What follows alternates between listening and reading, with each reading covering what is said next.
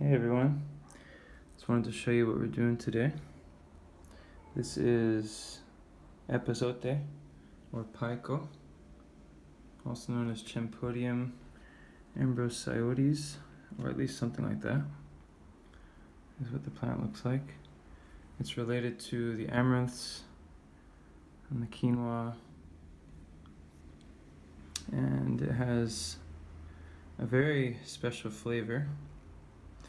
And an old friend of ours who grew up in Cuba despised this plant because it would remind him of his mother making him drink large batches of a tea of this in order to clean out intestinal worms. So one of its common names is worm seed, right?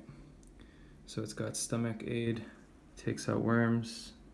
You can see these really small little black seeds that kind of look like a little amaranth or quinoa, the little black seeds on my finger right there, right?